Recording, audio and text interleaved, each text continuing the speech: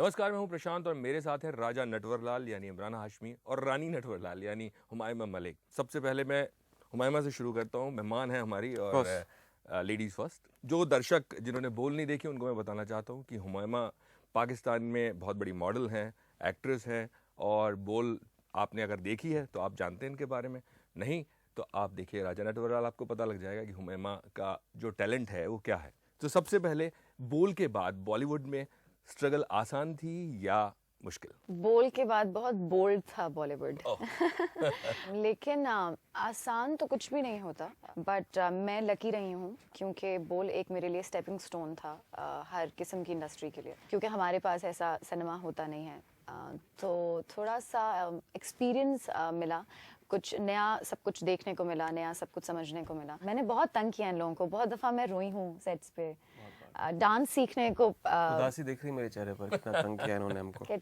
ऐसा नहीं है, मैं बहुत अच्छी हूँ और एक अच्छी को एक्टर भी हूँ। व्हाई यू सेइंग तो मैंने हाँ कर दिया। नहीं, मुझे तो ये लग रहा है कि जब फैमिली को पता लगा होगा, घर में पाकिस्तान में पता लगा होगा कि आप इमरान के साथ फिल्म कर रही हैं, so what was the reaction? Because Imran जैसे खुद भी कहते हैं और हमने फिल्म्स भी देखी हैं, इनकी बड़ी बैड बॉय इमेज स्क्रीन पे उनकी होती है। मैंने कुणाल देशमुख की फिल्म देखी थी जन्नत one.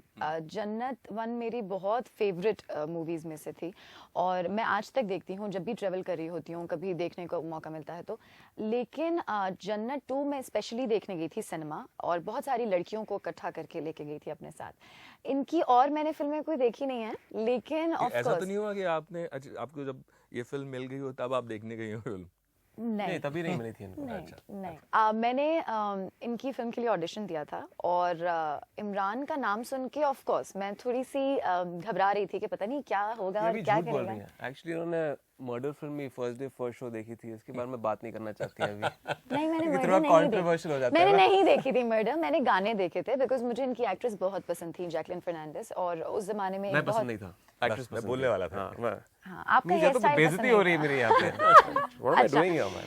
So I was a little scared, but I knew that if Kunal is going to direct it, and then he's there, and you know the story was really interesting. You'll so definitely not be in safe hands. Yeah, but he's been a very good co-actor, and I must say that he had given me a lot of. This is going to be a very memorable debut for me, you know, because he has given me a lot of good memories. Yeah. इतने सारी around 33 films आप कर चुके, 32-33 films कर चुके हैं। इतनी की है मैंने, हाँ भूल बिल्कुल, गया आप था। इतनी फिल्म्स कर चुके हैं और ज़्यादातर बैड बॉय इमेज या ज़्यादातर नेगेटिव शेड्स, और अभी आपने कहा कि मैंने कुछ ज़्यादा एक्सपेरिमेंट्स कर लिए अपने साथ। वेल बैड बॉय पहले तो इतने कैरेक्टर इसलिए प्ले किए हैं क्योंकि मुझे लगता है मेरी शक्ल ही कुछ ऐसी है, क्योंकि पहली फिल्म से मुझे जो रोल्स मिले थे, फुटपाथ में उस किस्म का कैरेक्टर था, उसके बाद मर्डर में मैंने एक विलन का रोल प्ले किया था। तो आई थिंक जो नॉर्म्स जो होते हैं, इवन दो मेरे पास एक फैमिली कंसर्न था, मेरी शुरुआत हुई थी फ्रॉम वेरी अनकन्वेंशनल मीन्स। वहाँ से जो चॉइसेस मिली मुझे फिल्म्स की, कंट्रोवर्शियल थी, इंडस्ट्री के हिसाब से उनके नज़रिए से बहुत ही इरोटिक थ्रिलर का कभी कॉन्सेप्ट था नहीं हमारी इंडस्ट्री में। फैमिली फिल्म्स, कॉमेडीज़ और एक्शन फिल्में बनती थी, तो इरोटिक फिल्म्स का जो कॉन्सेप्ट आया, I had to face a lot of criticism. लेकिन उसके बाद ये जो सिनेमा मैं करता था, अभी करता हूँ, एक तरह से मेन स्ट्रीम हो गया है। I call it parallel main stream cinema. कहीं कंफर्म करता नहीं है, चेंज कर दिया आपने, पैरेलल पहले भी होता था। या it's parallel main stream cinema. और उसके बाद मुझे लगा कि अगर मैंने इतनी फिल्में की हैं तो कुछ एक्सपेरिमेंट्स कर लेते हैं, तो मैंने शांघाई की। उसके बाद जो जनरली जो कॉमेडीज होती हैं उससे हटकर मैंने एक ब्लैक कॉमेडी की, घनचक्कर, और एक एक्सपेरिमेंटल हॉरर फिल्म एक सी टाइम।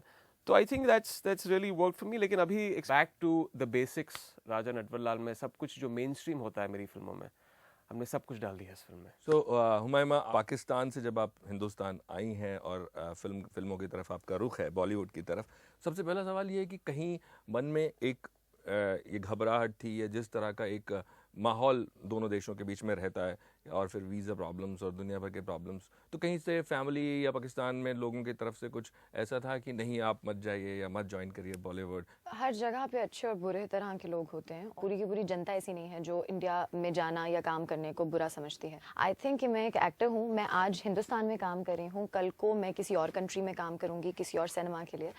मुझे बहुत पॉजिटिव रिएक्शन भी मिला है अपनी कंट्री से, और उसी तरह से मुझे नेगेटिव रिएक्शन भी मिला है।